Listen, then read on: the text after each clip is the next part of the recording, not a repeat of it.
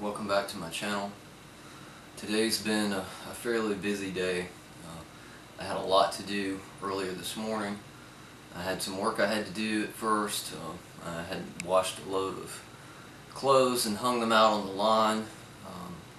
I wanted to test the saw, so I cut up a small amount of wood to make sure that they were sharp enough and that everything was working well.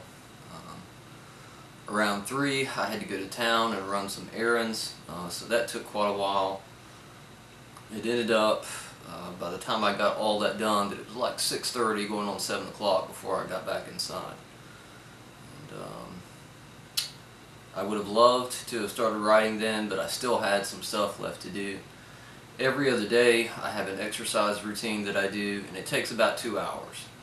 So by the time that was done and I had dinner, I mean, it was going on 9 o'clock. So I ended up writing really late.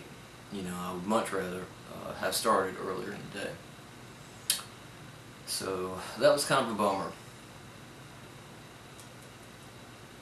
And then when I started writing, I ran into some challenges I had just finished one scene in the story, and I was sort of in this transitional space.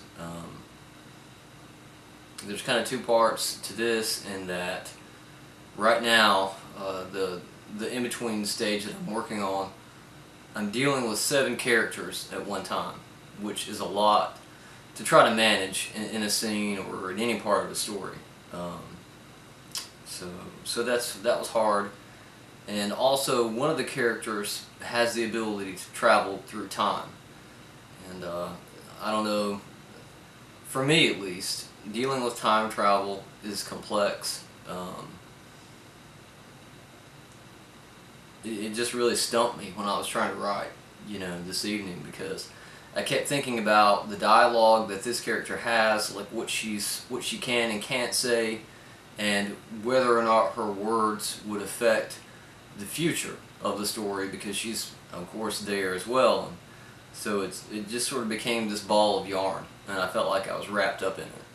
So that really made the writing slow and cumbersome, and it was a hard way to start. Eventually I kind of moved past it.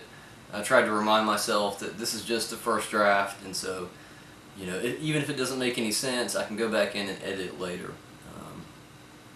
But it was frustrating, and so I didn't get as much done as I would have wanted. And then it was time to do this video, so I'm hoping to write for at least 5 more hours before I go to sleep, even if that means I have to stay up later than I wanted to. We'll just see how that goes.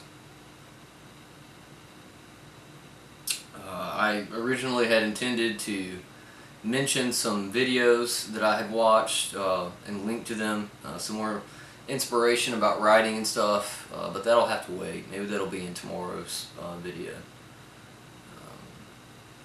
So yeah, that's been my day 3 of NaNoWriMo.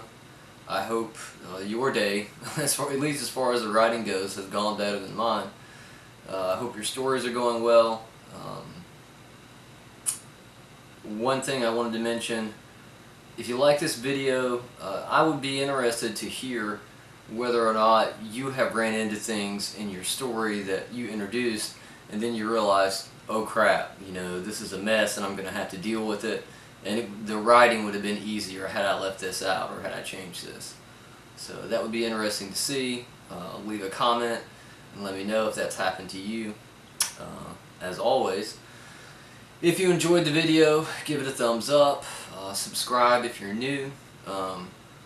Sorry this video has been a little here and there.